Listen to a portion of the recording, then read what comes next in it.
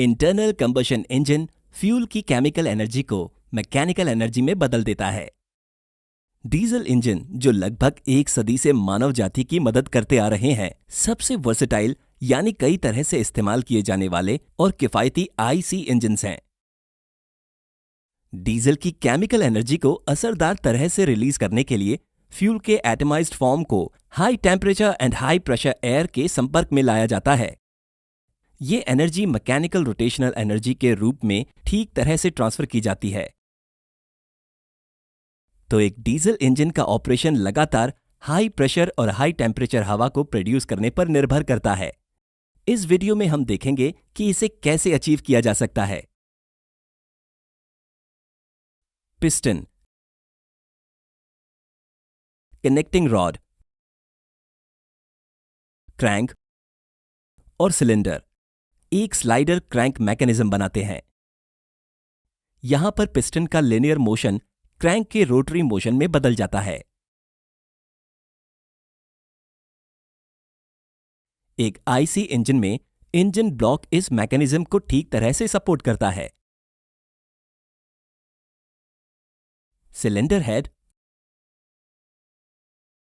Valve और fuel injector को engine block के ऊपर फिट किया जाता है। जब पिस्टन नीचे की तरफ मूव करता है तो इनलेट वॉल्व खुल जाते हैं और बाहर से ताजी हवा अंदर की तरफ खींचती है। दूसरे शब्दों में कहें तो इंजन सांस लेता है।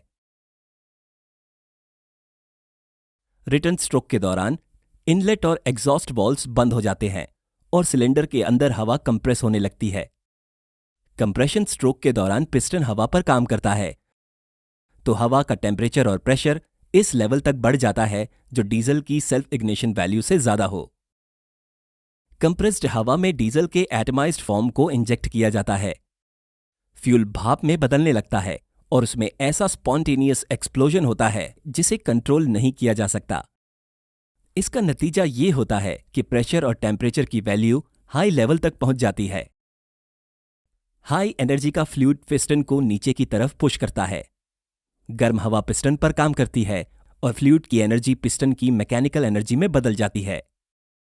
केवल यही एक स्ट्रोक है जिसमें पिस्टन फ्लूइड से पावर एब्जॉर्ब करता है। सिस्टम की इनर्शिया की वजह से पिस्टन फिर से ऊपर की तरफ मूव करता है। इस बार एग्जॉस्ट के वॉल्व्स खुलते हैं और एग्जॉस्ट रिजेक्ट हो जाता है। फिर से सक्शन स्ट्रोक होता है। यह साइकिल, जिसमें टोटल 4 स्ट्रोक्स होते हैं, लगातार पावर प्रोडक्शन के लिए रिपीट होती रहती है।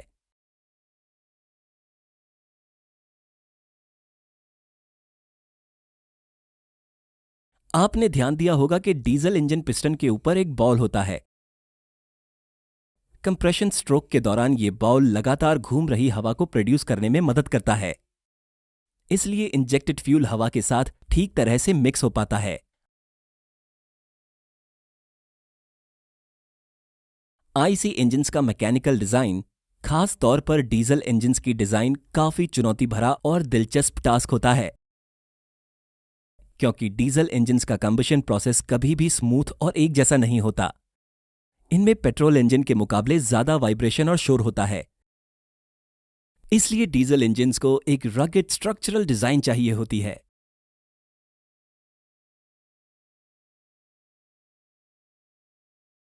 चार स्ट्रोक्स में से केवल पावर स्ट्रोक के दौरान ही पिस्टन पर बहुत ज्यादा फोर्स लगता है, तो एक सिंगल सिलेंडर इंजन में हमेशा हाई फोर्स नॉन यूनिफॉर्मिटी यानी असमानता होगी। जैसा कि दिखाया जा रहा है, इसके साथ ही आउटपुट पावर भी फ्लक्चुएटिंग नेचर का होगा।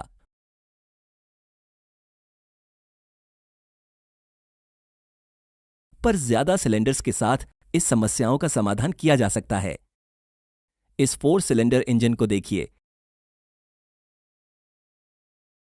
यहां पर एक समय पर 4 अलग अलग स्ट्रोक्स होते हैं, तो इंजन में पावर स्ट्रोक हमेशा मौजूद होता है। इसका नतीजा यह है कि 4 सिलेंडर इंजन में ज्यादा फोर्स और पावर यूनिफॉर्मिटी यानी समानता होगी। अगर शॉर्ट में कहें तो एक इंजन में जितने ज्यादा सिलेंडर्स होंगे वो उतना स्मूथली ऑपरेट करेगा।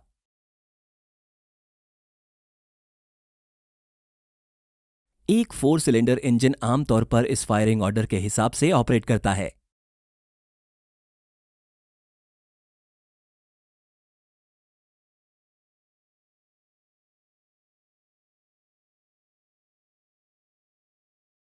एक भारी फ्लाईव्हील जो पावर रिजर्वॉयर की तरह काम करके पावर की नॉन यूनिफॉर्मिटी यानी असमानता को स्मूथ करने में मदद करता है। कनेक्टिंग रॉड की साइड पर ज्यादा मास होने की वजह से डायनामिक अनबैलेंस के रूप में एक बड़ा अनबैलेंस्ड फोर्स पैदा होता है। फ्रंट साइड पर काउंटर वेट्स देकर इसे सही किया जाता है।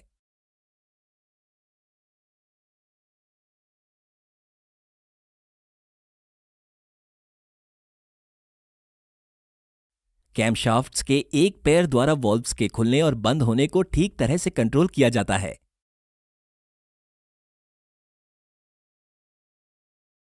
कैमशाफ्ट्स इंजन से अपना मोशन लेते हैं।